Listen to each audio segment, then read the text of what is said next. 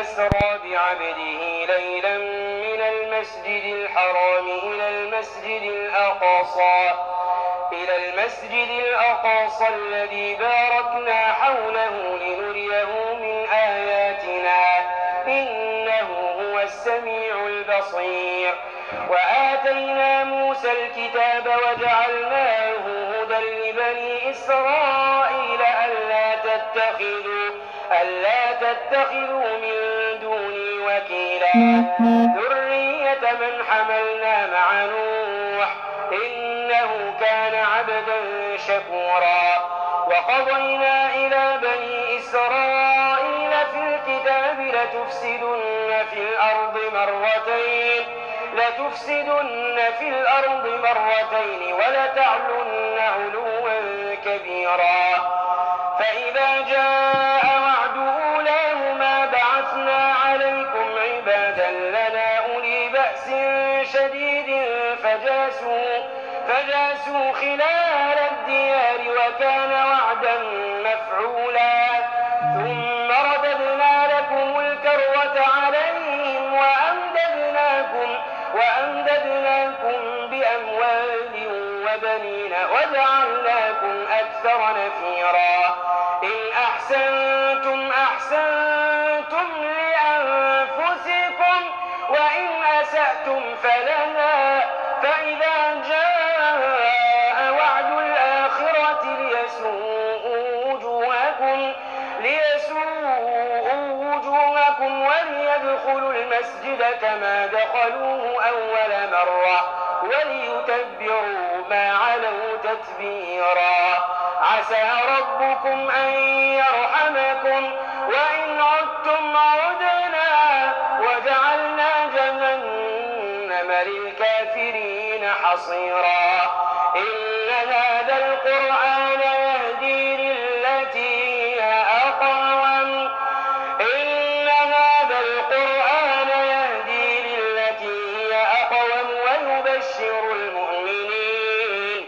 ويبشر المؤمنين الذين يعملون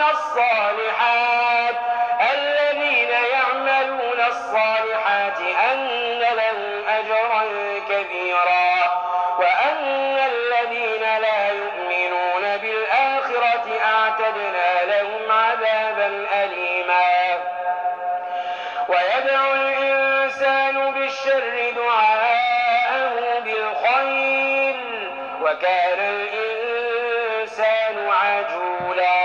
وجعلنا الليل والنهار آيتين فمحونا آية الليل وجعلنا آية النهار مبصرة لتبتغوا فضلا من ربكم ولتعلموا عدد السنين والحساب وكل شيء فصلناه تفصيلا. وكل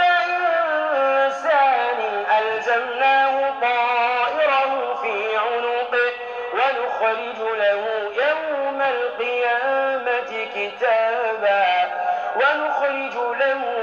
القيامة كتابا يلقاه منشورا. اقرأ كتابك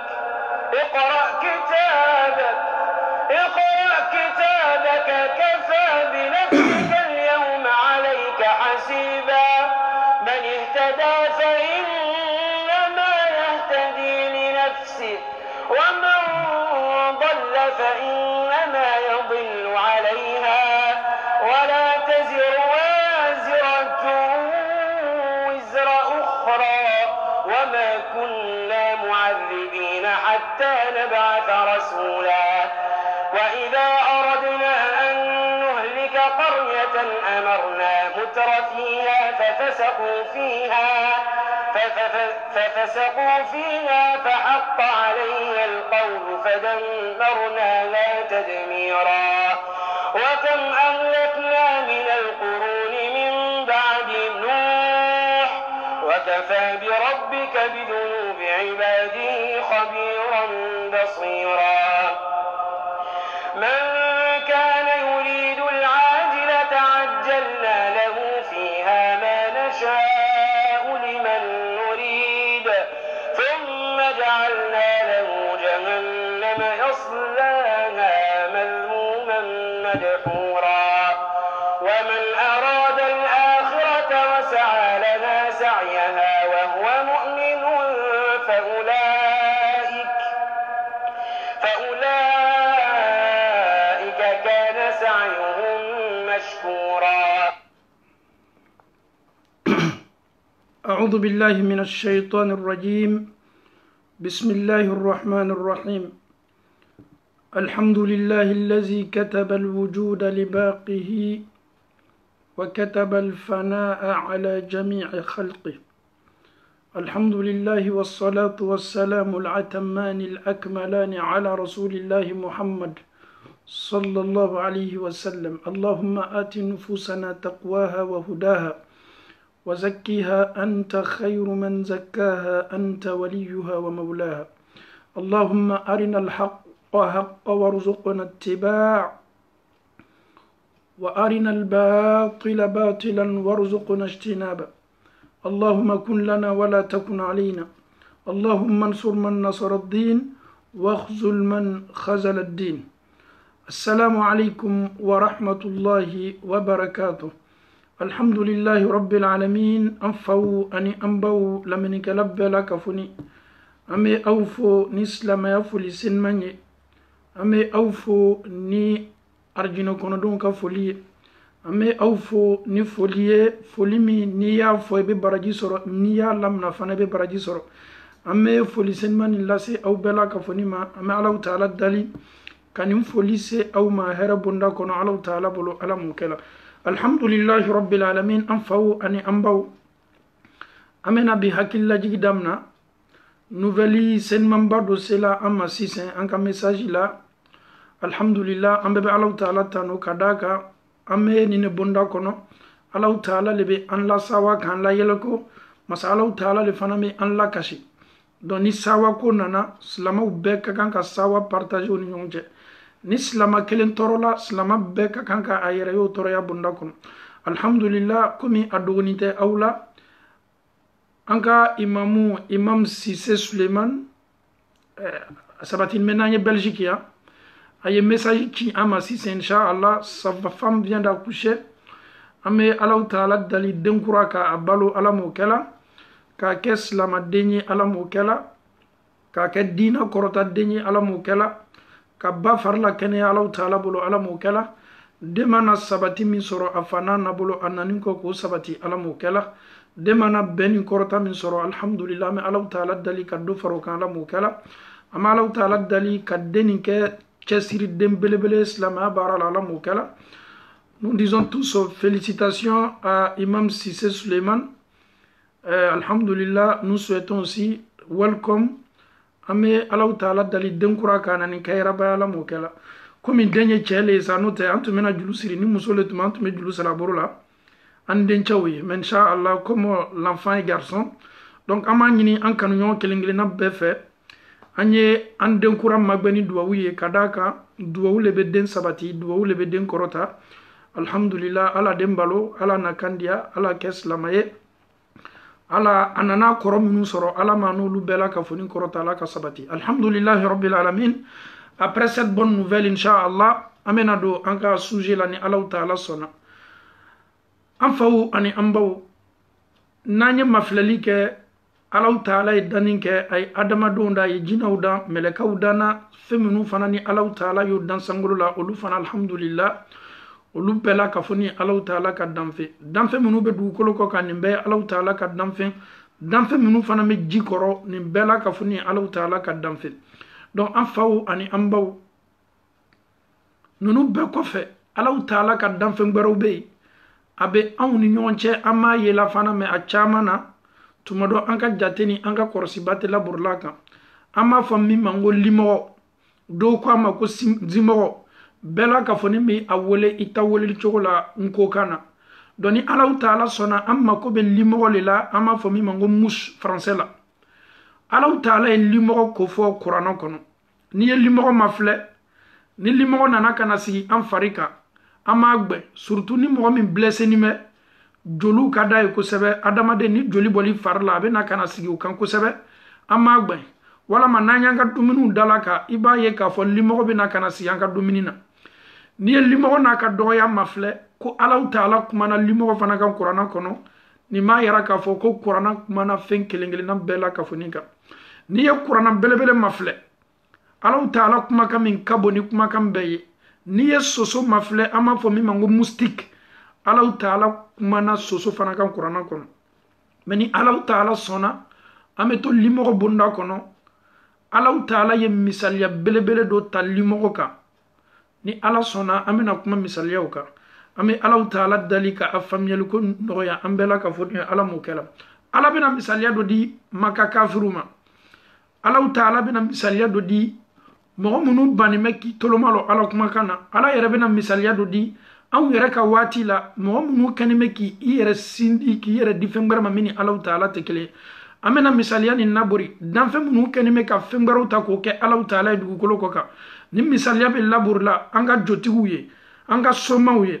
ni misaliya bɛ labori o kelen kelenna bɛɛ ni misaliya bɛ labori anw minnu bɛ taa somaw fɛ yen anw minnu bɛ taa féticheurs fɛ yen anw minnu bɛ taa jotigiw fɛ yen ni misaliya Ala kani bɛ ka an bɛɛ la kafoni wele kuranɛ kɔnɔ ko an y'an toloma lɔ ni misaliya la a'udhu billahi minash shaitanir rajim bismillahir rahmanir rahim ya ayyuhan nasu Alahu Taala ko adamadenw Dieu il s'adresse à toi que tu sois musulman ou un croyant un non musulman Allah s'adresse à tous ses esclaves sans exception que tu sois un musulman que tu sois un chrétien que tu sois un juif que tu sois un bouddhiste Allah subhanahu wa ta'ala s'adresse à tout le monde sans exception il va vous donner un exemple Alahu Taala bena kuma une parabole misaliya do abena kuma ni misaliya ye misaliya ni Ala b'a laburu kuranɛ kɔnɔ a ye fɛn ne ni aw ye taasina ye a ko di duriba mathalun fastami'u la Ala ko a ye misaliya dɔ labori ko aw y'a lamɛn kosɛbɛ aw y'i toloma lɔ a la Allah nous donne un exemple dans le Saint-Coran et il s'adresse à tout le monde sans exception Allah nous invite d'écouter ni exemple ɲuman k'an y'a lamɛn mais ni misaliya bɛ labori la jɔnw de kan Alahu Taala ko inna alladhina tad'una min dunillah aw kani bɛ ka fɛn minnu bato minnu Alahu Taala tɛ kelen ye aw kani bɛ ka aw yɛrɛ di fɛn minnu ma bato bonda kɔnɔ ni Alahu Taala tɛ kelen ye o ye mun ye o le minnu bɛ jɔw bato minnu kani bɛ ka fɛn dɔ siri o yɛrɛ la ko nin fɛn bɛna o latanga minnu bɛ taa jotigiw bara minnu bɛ taa somaw bara minnu bɛ taa moriw bara Alahu Taala ko inna alladhina tad'una aw kani bɛ ka fɛn minnu wele aw kani bɛ ka fɛn minnu kofɔ min dunillahi mini Alahu Taala tɛ kelen ye Ala ko k'aw ka jotigiw aw ka moriw aw ka kolonfililaw aw ka kunfɛ kumafɔlaw Alahu Taala ko ka nin bɛɛ fara ɲɔgɔn kan jow bɛ ta ka fara jotigiw kan ka somaw ta k'a fara o kan ka ban fana ka bɛrɛlalaw ta k'a fara o kan aw kani bɛ ka fɛn fɛn wele mini Alahu Taala tɛ kelen ye Alahu Taala ko lan yakhluqu zubaban walau ijtama'u la subhanallah Alahu Taala ko il s'adresse aux hommes c'est une parabole venant de Allah subhanahu wa ta'ala et Allah nous dit dans le Saint-Coran ce que vous invoquez en dehors d'Allah subhanahu wa ta'ala ne serait même pas créer une mouche koni nunu bɛɛ farala ɲɔgɔn kan n'a fɔlɔ ye ko ye limɔgɔ labɛn wallahi o tɛ se nin ye misaliya belebele soma belebele min bɛ anw ka so kɔnɔ soma belebele minnu bɛ anw ka jamana kɔnɔ o n'o ka senako o n'o ka somaya Ala ko k'aw y'a fɔ o ye k'o ye se dɔrɔn ka limɔgɔ dɔrɔn labɛn o ye limɔgɔ créé et Allah leur demande seulement une mouche dit a y'a fɔ o ye k'o ye limɔgɔ labɛn i tɛ dɛsɛ i tɛ tigɛ o la fo ni nin baara ɲinina o fɛ subhanallah Ala ma misaliya ba ta dɛ a ma misaliya ta sama kan a ma ta misi kan a yɛrɛ ma ta saga kan a ko fɛn min ka dɔgɔ ne Alahu Taala bɛ nin ɲini aw fɛ komi aw le ko fɛn wɛrɛ bɛ aw la tanga n'aw bɛ bɔ so kɔnɔ fɛn minnu dila aw ma aw jigi sɛmɛnen bɛ nin fɛn ninnu kan maa min ye nin fɛn suguw di aw ma ne Ala b'a fɔ o ye olu ni aw minnu kɛlen bɛ ka la o ka baaraw la ne Alahu Taala bɛ limɔgɔ dɔrɔn de ɲini o fɛ une mouche aw y'a fɔ o ye k'o ye mouche dɔ créé o ye limɔgɔ dɔ labɛn Alahu Taala ko non seulement o tena se la ala bena ko gbara ɲini o fɛ tuguni aw tun bɛ taa u ka jow sɔn n'o bɛ taa u ka jonsɔn yɔrɔ o bɛ parfɛnw ta k'a k'o ka jow kan o bɛ fɛn ɲumanw ta k'o ka jow josi n'a ye o bɛ na fleurs da u ka jow kan na o bɛ na o ka jow décorer ka ɲa k'a labɛn ka ɲa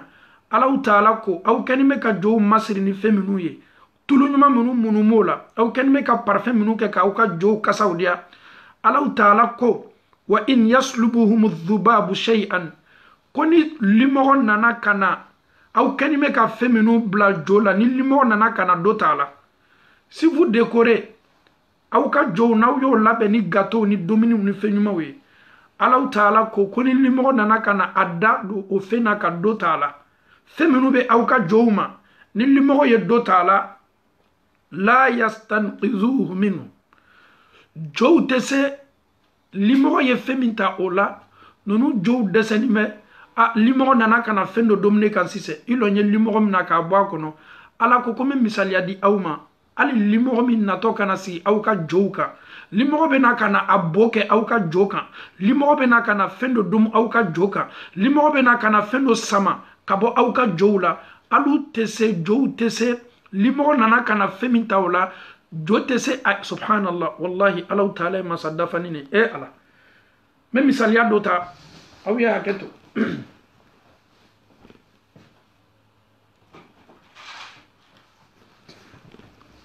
bɛ misaliya ta nin kan tiga le b'a kɔnɔ dɛ foyi t'a kɔnɔ jo tɛ dɛ n bɛ misaliya ta la jo le kan jo siginin bɛ limɔgɔ nana a ka domini dɔ ye jo kan limɔgɔ nana ka na o ta k'o domu aw kɛnin bɛ ka fɛn min kɛ jo ye limɔgɔ nana ka na fɛn min ta la k'a domu jo tɛ se limɔgɔ bali la a yɛrɛ tɛ se fɛn min ta la limɔgɔ bolo a tɛ so limɔgɔ ta la ka o bɔ limɔgɔ kɔnɔ ala yɛrɛ b'a yira la aw la k'a fɔ ko jo min batonin bɛ aw bolo ni alaw taala ko aw ye aw ka jow bɛɛ fara ni ɲɔgɔn kan o tɛ se limɔgɔ labɛnna limɔgɔ yɛrɛ labɛn yɛrɛ ala y'o to yen ala yɛrɛ ko di ko ni limɔgɔ nana ka na sigi o kan ka fɛn dɔ ta o la ninnu tɛ se limɔgɔ balila ma subhanallah nin ye kuma makabaninba ye a bɛ komi ni an bɛ taa si dɔɔni dɔɔni alaw taala kumakanw ma wallahi fɛn fɛn ye jotigi taga ye fɛn fɛn ye soma baarataga ye fɛn fɛn ye moribanani baarataga ye a bɛ komi ne ni e bɛ taa si ka hakili sɔrɔ k'a ye k'a fɔ ko nin bɛɛ ye baarafu de ye anw lanin bɛ minnu la k'o lakali soman de n'a ko k'i tɛ si bi i tɛ si bi ala ko k'an y'o bɛɛ yɛrɛ to yen a fɔ i ka soman ye ko alaw taala ko k'a ye se ka limɔgɔ dɔrɔn pe da limɔgɔ n'a ka dɔgɔya alaw taala ye masaba le ye a fɔ i ka soman ye ko alaw taala ko ni limɔgɔ nana ka na sigi a kan limɔgɔ ka fɛn min dom a kanw ye ko n'a sela k'a ta subhanallah un exemple adamaden yɛrɛ a yɛrɛ kun ma filɛ i fari yɔrɔ dɔ ye blessé i fari yɔrɔ dɔ ye jogi limɔgɔ ye na ka na sigi i fari kan a nana ka na i joli le min wa a ka fɛn dɔ le ta i fari la wa ele ka limɔgɔ kelen nin minɛ a b'i bolo la fɛn min domina limɔgɔ bolo o banna sela limɔgɔ kɔnɔ ka ban est ce que ele bɛ se o bɔla limɔgɔ kɔnɔ tuguni k'a lasigi i fari la ele min yɛrɛ tɛ jo ye e min ye adamaden yɛrɛ dafani ye subhanallah an faw ni an baw afala yatadabbaruna alquran ni an bɛ se taasi la alaw taala kumakanw ma ni ne ni e ka limɔgɔ min na a sabatila ko ni limɔgɔ b'a n'a da don la fɛn fɛn na k'a dumu an ye nin lamɛn kosɛbɛ dɛ limɔgɔ nana sigi fɛn fɛn kan k'a dumu ta t'a la o fɛn n'a bɛ taa limɔgɔ kɔnɔ a fɛn n'a banna sela limɔgɔ kɔnɔ waati min appareil tɛ dugukolo kɔ kan danfɛn tɛ dugukolo kɔ kan n'o bɛ se tuguni ka nin fɛn récupérer ka bɔ limɔgɔ fari la parce que fɛn min domitɔ limɔgɔ bolo a yɛlɛmatɔ le ka kɛ fɛn wɛrɛ ye o tɛ se yela tuguni limɔgɔ fari la k'a kɛla dumuni ye subhanallah o kosɔn alaw taala ko limɔgɔ bɛ min ta la aw la limɔgɔ bɛ kan ka fɛn min ta aw la n'a banna ta la aw n'aw ka jow tɛ se ka o récupérer tuguni k'o bɔ limɔgɔ kɔnɔ ala bɛ fɛ ka mun yira ne ni aw la i kawala i yɛrɛ ɲɛnɛ ɲaɲa i ka somaya la i lali yɛrɛ la ɲaɲa k'a fɔ ɲɔgɔn morijugu tɛ yen ɲɔgɔn jotigi tɛ yen an ɲɔgɔn jobatola tɛ yen aw n'aw ka jo bɛɛ aw n'aw ka kɔnɔnafili jo bɛɛ ala bɛ défi kelen min lance aw ye kuranna kɔnɔ aw y'a fɔ aw ka jow ye o jotigi tɛ Chine o tɛ Amérique o tɛ Europe yan o yɛrɛ tɛ Asie o yɛrɛ tɛ Afrique an lani bɛ somaba minnu la k'o ɲɔgɔn tɛ yen mori kisa kelentigi anim ni mori kima kibe saibe sabi ala ko kawya were boni kono na filikan bela sa aw ya fo ye ko kabinne ala taala ka dunya dana aw ka jotigi nunu maselli mo dana o yere malo limo be dan chogomi o malo ne ala taala ingal limo yere laben chogomi kuma te ka fo nunu no farala nyon kan ka limo da muna ameto ni bonda kono bi Qur'ana angana burnaye aya kelempe obese leri kele wala ma leri nani leri loru obese an wasalawla Allah ta'ala ko da'ufa talib wal matlub subhanallah ma minu kanime kal jobato nindo e desaye nindo e lanfoye aw minu kanime ka deme nyini jofe aw yere desela aw lanfola aw kanime ka nyini minu fana fa ulu lanfola subhanallah da'ufa talib wal matlub. Et Allah Ta'ala connaît Emma. Ce que vous invoquez en dehors d'Allah subhanahu wa ta'ala ne sera même pas créé une mouche. Ni koko yesoso et limo la bonté sakela. Allah yara ko di da'ufa talib wal matlub. Nyini ninkelaw. Nyini ni mekela min fe. Damakasi be kala min fe. Sisaw jolu be kanatiga ka bo minka. Sagaw jolu be kanatiga ka bo minka. Misu jolu be kanatiga ka bo minka. O desanime aw munu fana kenime ka woleli nyasi ama o fana aw fana desanime ni yella fo belebele flay aw yere desanime aw kenime ka min fana wole o desanime muna aw be banne Allah Ta'ala la masam ye sambili aw kuna ka feze aw kuna Allah Ta'ala ko ne Allah Ta'ala le sangolo feze aw kuna was sama' binaa ka sangolo ke loli fenye aw bolo was sama' izatil buruj Allah Ta'ala sangolo ke souye abana ka ke buriyoroye ayere bana ka ke mene yoroye lolo be mene samina was-sama'i wat-tariq ni ye sangolo mafle ibe ta dunya yoro ibe sangolo kelen ne yikuna ele ye masa Allah Ta'ala to masa mi sangolo da masa mi adama denda masa mi ni dani mbeke ele ka Allah Ta'ala ka foni sere yani fale mumbarala ele Ta'ala iyere di dan fendoma danfe mi yere tese kokela yere ye ele kanime ko le bato ala yere kuima kwa ba fiye yi hakili to ala ya tuika korosika afika jotiye afika somaye afo jo beye ka faranyonka ko ala taala ko ye susu doronabe ko ye limo doronabe ala taala ko utena sela afanga tola alonin tola e mo adamado ne be avion la bena avion ko makabani mbaye anyakoro adamado ne be bateau labena bateau yo ko makabani mbaye anyakoro adamado ne be burifun labe momilu ni moto na ne so na nyonaw mais Allah Ta'ala ko aw be seni bela mais ne Allah Ta'ala be awwele kana ko kelempema ne Allah Ta'ala be anyini aw fe aw yese kalimo doro labe ni tala ni fo dunia savawye ko ala ko ye mushi kelempe créer ko ye soso e lumo kelenabe olu malo ni be yoromi olu be na ni la boyoro juma ka fendo la ben ka do ni la ni be Allah Ta'ala ka danfe ni adama de me se tasila ni nani ebe se anga bonam bongororo maflela feminu dila ama nan kenime ka anjugu seme ala jiminu dila ama kwanye to ka amu anyerela anashi jiminu dila ama na banka lankoro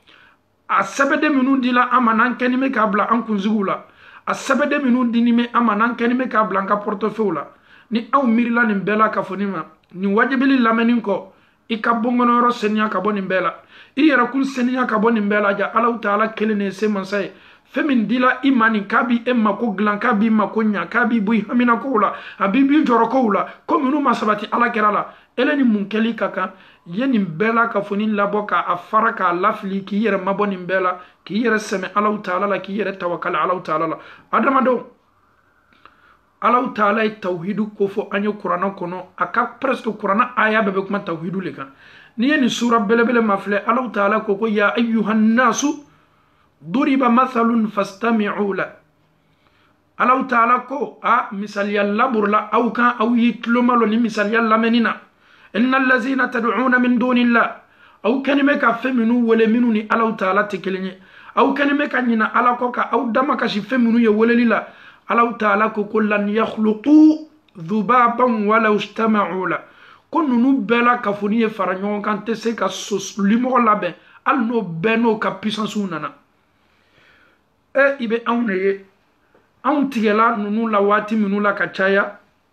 wallahi anw tigɛla jotuw la waati minnu la ka caya anw tigɛla soma belebelew la waati minnu la ka caya kɛlɛ k'i ɲasi min kɛ an ka jamanaw la farafinna kɛlɛ ɲasi min kɛla ni marifa cila a bɛ tunu ni marifa cila a bɛ marifa bali min na ni marifa cila a bɛ tunu ka taa duniya nin bɛɛ tun bɛ fɔ le ka tolon kɛ adamadenw hakili la aw ko ko dibina mɛ aw bolo aw ko ko ni marifa cila aw bɛ se kisɛ min nana mɛ yaalaw aw bɛ se kisɛ min nana aw ye marifa ta kun min kosɔn aw ka kun ma se dafa la anw m'a fɔ k'a fɔ ko aw ye laɲini min kɛ aw ka laɲini lanfoni ne da'ufa talibu wal matlub ni ne tun bɛ fɔ anw ye n'an sigila an ka gɛrɛw na n'an sigila an ka barodaw la cɛfarinlen tɛ dɛ ni mugu bɛ na a yɛrɛ bɛ lɔ marifa kan ne k'a ci ninnu le ye kabako kumaw ye pourtant ni min bɛ ɲɔgɔn na kɛlɛ bonda kɔnɔ o bɛ na ka na bɔnmu bila o kan a b'o bɛɛ la ka fɔ ni nin bɔ saya min kɛla an fɛ kɛlɛ minnu tɛmɛna an ka farafin jamanaw la saya min laborila an y'a kolɔnnaw n'an ka somaw ni an ka minnu tun b'a fɔ k'olu ɲɔgɔn tɛ saya min laborila o kan kɛlɛ kɛnɛ k'a fanga ka bon subhanallah donc an faw ni an baw anw yɛrɛ hakili ka kan ka kunu anw ye génération ye an y'a dɔn k'a fɔ ala la alaw taala ye hakili di an ma ka discernement kɛ ka se faamuyali kɛ la ka tuɲa lɔn ka bɔ wuya la an y'an yɛrɛ kun seniya nous sommes une jeunesse alhamdulillah anw ye kameledenw ye bi an kana an yɛrɛ to nin kuma sugu ɲɔgɔnna bolo k'an ka avenir hypothéquer manamanakanw tali la ka baara k'a la ka fanga di baaraw ma setana baaraw do nafa foyi t'a la o ka laɲini bɛ lanfoni no donc kuma lasurunya bolo ma alaw taala kelen de ka fanga ka bon ale le ka se ka bon ale le danni kɛ ɲinini bɛ kɛ ala le fɛ anw tɛ taa an dama kasi danfɛn foyi ye anw tɛ biganw faga ka a joli bɔn jo foyi kan mori tɛ anw bila bigan bɔli la soma tɛ anw bila bɔli la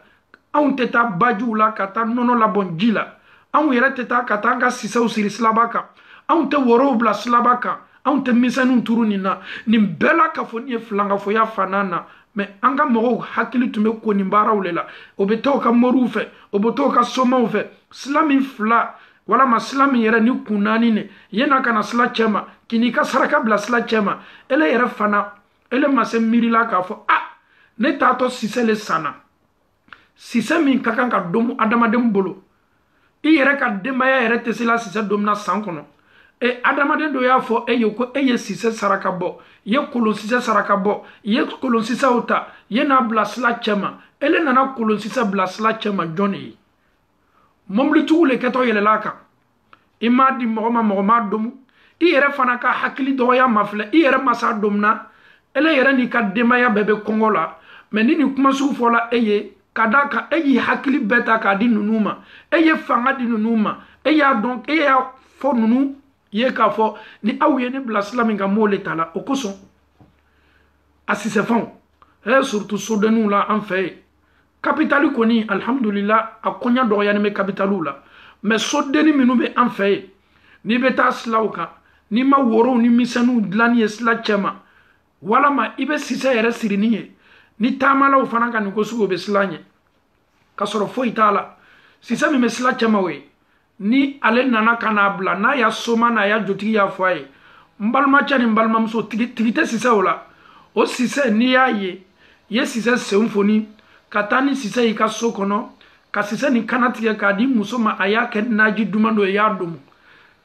parce que e yɛrɛ fana kɛtɔ sila n'a ɲɛlɛ n b'a la mɔgɔ min ye sisɛ bila yan ka sɔrɔ nin sisɛ domu tɛ foyi k'i la nin sisɛfan domu tɛ foyi k'i la ka d'a kan fɛn min don a tɛ foyi lasi ma tɔɔrɔya bonda kɔnɔ n'i y'a ye mɛ n'i ka mɔgɔ taamatɔ ye gbɛrɛsila la dɛ gbɛrɛsila la sisɛ dɔ bɛ sila cɛ ma ka sɔrɔ sisɛ min bɛ sila cɛ ma nin e yɛrɛ harijigɛ lo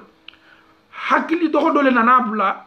hakili dɔgɔ ye tolon k'ale hakili la ale fana ma se hakili tala ka baara k'a fɔ ko ala la ja sisɛ tɛ tala ka bila silaba kan ja kolon sisɛ bila yɔrɔ tɛ silaba kan yɔrɔ ye ja worobɛ ni worowule ni worofin bila yɔrɔ tɛ silaba kan yɔrɔ ye walama sisɛfɛnw olu le bɛ ta ka na bila misɛnninw bɛ turu a la nin bɛɛ la k'a fɔ nin ye mun ye nin ka e bɔ mun tɔɔrɔya la nin ka nafa jumɛn lase e ma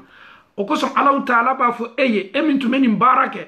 alibi ama donc a fo ko nimbara be silama chaman donina mais ni sala ki ilani to nimbara la wala ma ki to nimbara ke baye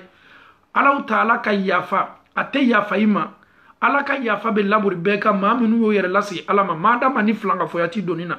flanga foya e bara haramuniye flanga foya e bara konimbaye flanga foya e bara chejubaye ikana fanga dama i yere kana lala ikini miriya blaka i yere kun senenya e yeke tawhidi moye ki yere karfa alala ni duwa senmawye ki yere karfa alala ni ala karaka tasla senmambawye slamaya yodo ko fo anyi afawni ambaw Allah taala ko adamado bedole un musulman un non musulman ala kame bele mani ayala ala ko aw kanime ka aw yere di feminu minu Allah taala tikili ni nunu fɛnw bɛɛ farala ɲɔgɔn kan ni nana ka so kɔnɔ woro b'o da o bɛ kan ka woro ɲimi ka woro ji bɔn ka jɔw kan o yɛrɛ sigini mɛ buturu b'o ɲɛw la nin bɛɛ bɛ kɛle ka aw hakili masila ni e yɛrɛ fana y'a ye nin ye jotigiba ye dɛ donc e bɛ se fangaba dila ninnu ma cogo di non ni kɔni n'a ye ko ko fɔ a bɛ kɛ n balimacɛ i t'i dusukun lafiya dɔɔnin sa i t'i yɛrɛ bɔ nin fili bonda kɔnɔ i t'i yɛrɛ seniya ka bɔ ninnu ka baara cɛjugu la shetana do shetana le doni mo ka baara wala shetana e la yuru le ta abe nunu ka baara jugu nin ko o nyakoro baara nyuma ye shetana le be do nunu ka baara wala ni jina shetana do baara nunu be jabila o ma ka be o kawle ma note nunu ka baara be ye la fo baara de e be ti yere soro nunu fe e yere mangene a an yere bena do sujet gbere la sise o sujet yere fana keni me ka fanga ba soro bi wole likala do ye an wole bana b'ale lɔnbaga dɔ la a lɔnbaga nin bana y'a tɔɔrɔ kosɛbɛ ka d'a kan bana bɛ bana la n'a fɔli ma tubabu la walama farafinna an bɛ ala dali ala kɛnɛya di an ma min ye kansɛri n'a ɲɔgɔnnaw ye donc a bɛ komi ale a jigi misɛnyala a jigi tigɛla kuma jumɛn nana fɔ a ye k'a ye taa ka taa kerecɛnw fɛ yen écoutez très bien elle doit se rendre chez les sœurs ou bien chez les chrétiens ko bena prière kaye no luka prière kaye ko ahamina ko be noya. Mais pourquoi nous sous-estimons cette religion que Allah nous a donnée, qui est l'islam? Elle est masse doua mi fola ikani dina la doua mi masse dola e yekani dina la mi islam ya dina elle est baissée au doua baraka sur la dina berla chogo di ko bese kenya di la ema. Combien de musulmans se sont retrouvés dans ce genre de cas là? Ils sont malades, ils sont gravement malades. Ça ne va pas du tout. On vient les souffler seulement à l'oreille. Ah, je connais un prêtre. S'il fait doua pour toi, je connais un pasteur. S'il fait ceci pour toi, ta maladie va partir. Subhanallah. Quand est-ce que nous allons nous réveiller? Et Allah te dit dans le Saint-Coran, en dehors de l'islam, Allah, il a été clair et net. En dehors de l'islam, aucune religion n'est acceptée. Mais pourquoi nous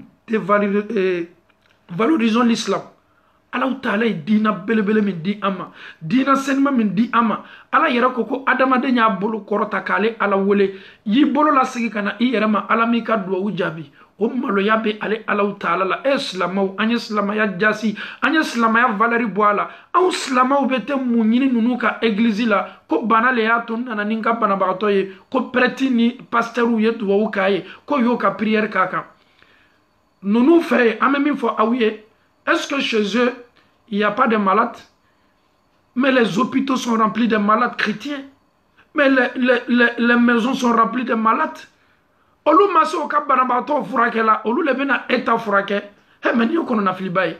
Wallahi, amfauni ambao. Nunu hakila jugu beke mukoso. Anye kunu wati doula. Ka réalité ye ka donc ka fo ankeni me ka nyere du galone ma. Amanka nyana ma yakela nu wuya udeye. Nunu bese munyana auma. Ala kirama duwa udma ke amantongi dina ma kaseni katme anka dina ka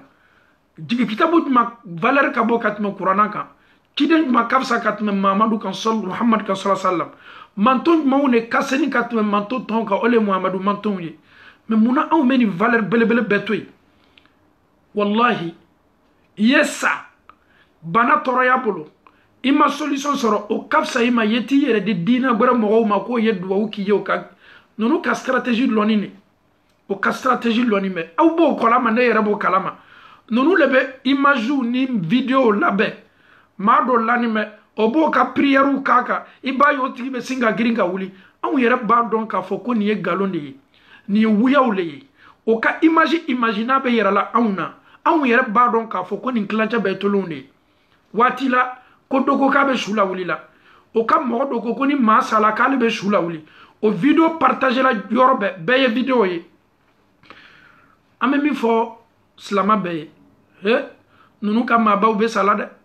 min ko k'a bɛ se su lawuli la ale yɛrɛ n'i ye mafilɛli k'a ka famille na i bɛ taa sɔrɔ a fa walama a ba yɛrɛ tɛ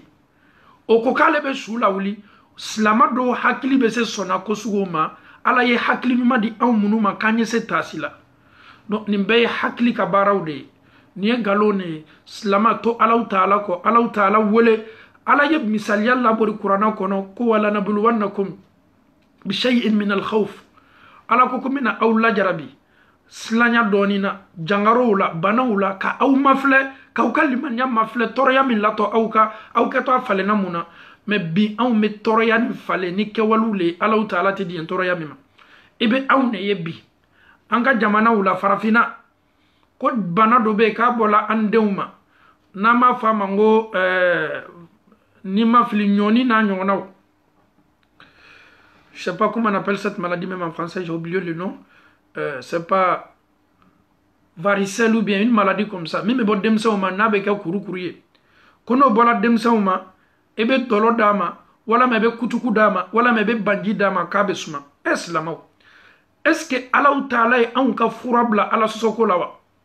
ton enfant il est malade varicelle bɔla a kan varicelle min bɔla i den kan o ye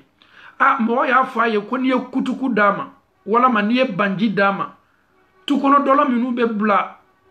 wallahi i bɛ taa silamɛw ye o bɛ taa kutuku ta ka n'a di den ma un enfant qui n'a même pas encore 2 ans i b'i den na fa dɔlɔ ji la e yɛrɛ b'a dɔn k'a fɔ i bɛ baara min na k'a tɛ bɛn mais e bɛ miiri mun ma dɔrɔn non ma copine m'a dit que non quand son enfant avait aussi la maladie varicelle c'est kutuku ou bien banji ko le dit là mais l'islam te dit c'est pas bon c'est interdit karamɔgɔ tɛ na fili ɲɛna k'a fɔ ko alaw taala ye adamaden ka fura fɛn min bɛ kɛ ka an basi ko alaw taala y'o bila ala sɔsɔ baara la hali n'a sɔrɔ kutuku ni banji ni dɔlɔ y'a fura ye mais c'est pas permis en islam tubabula yan o kosɔn waati dɔw la adamaden n'i bɔla i bɛ hakili caman sɔrɔ komi aw ko tɛ k'a fɔ ko de y'a fura ye silamaden caman bɛ yen ni jangaro bɔl'o la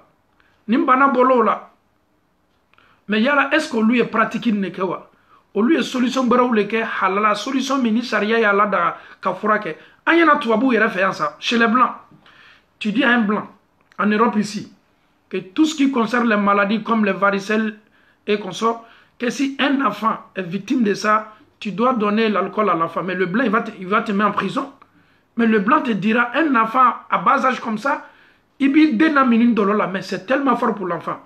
Mais on ne beta kata nin dolo. John yere, non ni silanta on ba ke basito la, olu lanite on ka dina la, olu makote halalani haramuna, mais on ne kakanga halalani haramu bonyona, on ne beta kata ni fenyona di andew mako andew nyami. Slamaw ni barakuntambaye, ni adamadon ka kewaluye, familiali doya di me anga sigida ula, familialu dewani me anga société la bana na be adamaden soro la jarabili bonda kono a sumaya le wa a konodimi ne wa a kundimi ne wa a tolodimi ne wa a nyindimi ne wa a farkolodimi ne wa a dusukundimi ne wa bana be adamaden soro i ka ɲɛnamaya la nin bana fura foyi tɛ kɛ ala sɔsɔ fɛn ye n'i y'a min i bɛ jate dɔlɔminaw cɛma n'i y'a baara kɛ i bɛ jate ala sɔsɔlaw cɛma ka d'a kan alaw taala ye diina min di an ma diina senimanu kira ko sallallahu alaihi wasallam alhalalu bayyinun walharamu bayyinun fɛn fɛn ni a ladagala anw ye silamɛya la o fɔla anw ye fɛn fɛn si c'est licite o fɔla anw ye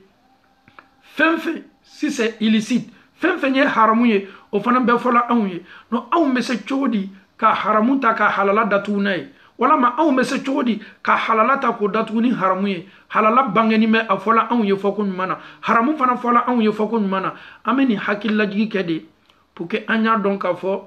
ko alaw taala kelen de ye se mansa ye a ye ko minnu autoriser an ye a ye ko minnu ladaga an ye ko an n'a kɛli ka kan an jɔrɔkow ni an haminakow ni banaw y'an sɔrɔ anyan jija ka tasla nyuman latama an kana nyere ye ala sobonda kono kanim famiyal ko nyumadi ambela ka fun mala mo kela ebe dowye ya o yo yero furake tubabula mabe o be sigi ka ta farafina ko boto yero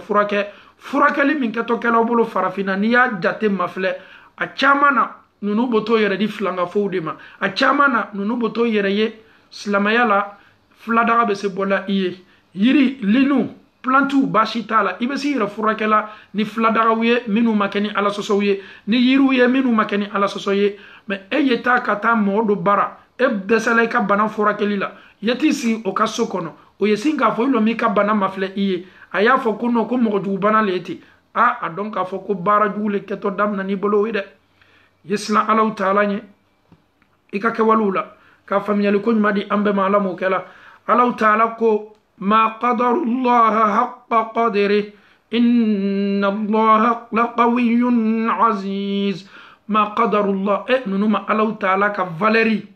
nunuma Allah taala bonya nunuma Allah taala ka sedi Allah taala ma komi Allah taala ba fe nyami subhanallah. Ils n'ont pas estimé Allah à sa juste valeur. Ala an ka kan ka karama min di alama ka ala ka semi yera Allah taala la awma Allah taala ka valeri yere di ama masami andan kan ni se belebele ke anyi masami andan kan ni kuna dia dina di ama Allah taala ko ma qadarullah haqqa qadri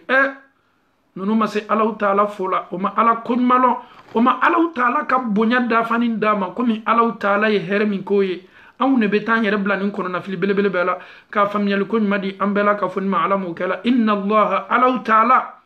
la qawiyyun aziz masafanga malu masabalu masakortanine korotani fanga be ala taala ta ami ala taala dali ka an liman ya ala taala man ka barakilingli na bela alamu kala ka ansna ala taala nye nonu no ka kolon ono ka fanga nonu tese ka limo labe kumate ka foko keto kabako ko kala awye kaliman yakun madi ambela ka fun ma Allah taala bulu alamu kala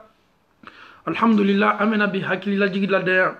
ami ban fana ka nyini islama be fe ma minu nana linna ala ye here belebele do ke anye bi ni wati mi on ala sise anga karamo belebele imam sise Suleiman Allah taala ye Allah sawa ni denche do ka diliye ami Allah taala dali ka denkura balo ka ke islama ye Allah taala bulu alamu kala silama munu be denko la me Allah taala dali ka dembaraka madi be la ka foni ma alamu kala de munu ye slabla ka Allah taala di en ka slanyuma di dew ma alamu kala muso munu fana la sidu tawlo ka lonyuma di o kelengele na be la ka foni ma Allah taala bulu alamu kala aqulu ma tasma'una wastaghfirullah li wa lakum ولسائر المسلمين من كل ذنب فاستغفروه إنه هو الغفور الرحيم. السلام عليكم ورحمة الله وبركاته.